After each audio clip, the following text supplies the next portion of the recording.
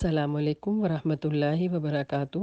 دارالایمان institute Mississauga Canada سے نسرین ناظر آپ کی خدمت میں حاضر ہیں اور تمام بہنوں کو خوش آمدید کہتی ہیں۔ قرآن مجید کا خوبصورت سفر جس کا آپ آغاز کرنے جا رہی ہیں، آپ سب کو بہت بہت مبارک ہو۔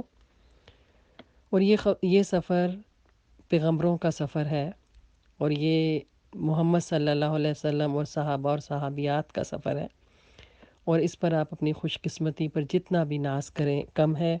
اللہ رب العزت قرآن میں فرماتے ہیں وَمَا خَلَقْتُ الْجِنَّ وَالْإِنسَ إِلَّا لِيَعْبُدُونَ، کہ میں نے جنوں اور انسانوں کو صرف اس لیے پیدا کیا کہ وہ میری بندگی کریں۔ بندگی کا طریقہ کیا ہے، بندگی کا سلیقہ کیا ہے، ہم کیسے بندگی کر سکتے ہیں، تو یہ جو ہے وہ قرآن کو پڑھ کر ہی اندازہ ہو سکتا ہے۔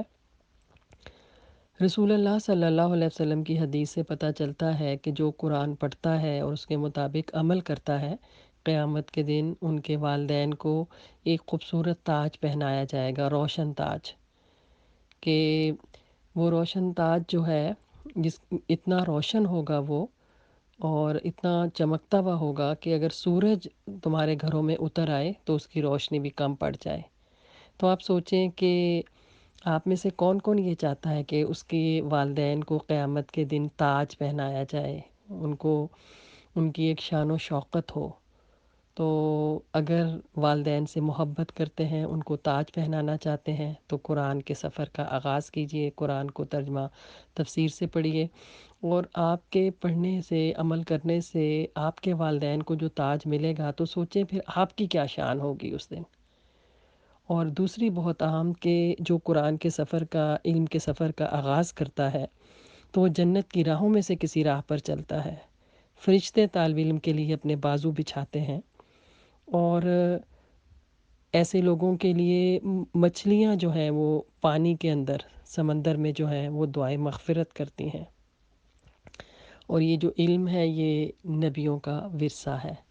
تو میری پیاری بہنوں، میں آپ سے ضرور یہ کہوں گی کہ آپ نے یہ جو سفر جس کا آغاز کیا ہے، بہت سوچ کر، بہت سمجھ کر، اور اب آپ اس سفر کو باقاعدگی سے جاری رکھیں۔ یعنی دو باتیں بہت اہم ہیں۔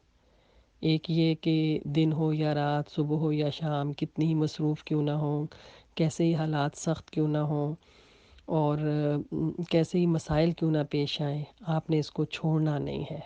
من جدہ وجدہ، جس نے محنت کی اس نے پا لیا۔ اور مصائب، مشکلات کے باوجود استقامت کے ساتھ جو ہے وہ آپ نے اس سفر کو جاری رکھنا ہے۔ دوسری بات جو بہت اہم ہے کہ آپ نے محنت کرنی ہے۔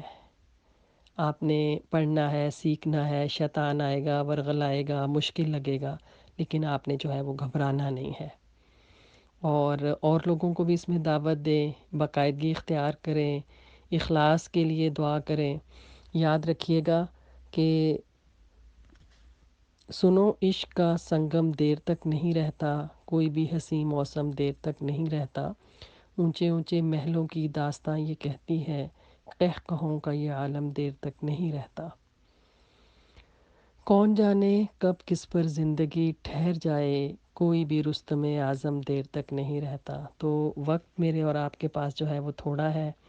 اب تک کی زندگی کب اور کن کاموں میں ہم نے گزار دی، تو اب جو باقی زندگی کے دن رہتے ہیں نا، جو لمحات پاس ہیں، جو گھڑیاں پاس ہیں، آئیے ان کو جاویداں کر دیں۔ آئیے ان کو قرآن سیکھنے اور سکھانے میں جو ہے وہ اس کو بسر کر دیں۔ خیرکم من تعلم القرآن وعلمہ، تم میں سے سب سے بہترین وہ ہے جو قرآن سیکھتا ہے اور سکھاتا ہے۔ اور مجھے آپ کی اس کلاس کا ڈاکٹر انیلا اور ہماری بہت پیاری بہن نبیلہ کے ذریعے پتہ چلا، میں بہت خوش ہوئی، اور میں آپ کے لیے دعا کرتی ہوں کہ اللہ رب العزت اس کلاس میں برکت دے، سب کو اخلاص نیت دے، اور یہ کلاس جو ہے یہ نیکیوں اور حسنات میں جو ہے وہ جاویداں ہو جائے، اور یہ روشنی کا مینار بنے، صدقہ جاریہ بنے، اور آپ سب اپنے والدین کے لیے صدقہ جاریہ بنے، اور آپ امت مسلمہ کے لیے جو ہے وہ سرمایہ بنے۔ تو اللہ رب العزت سب سے راضی ہو۔ بہت شکریہ۔ السلام علیکم ورحمۃ اللہ وبرکاتہ۔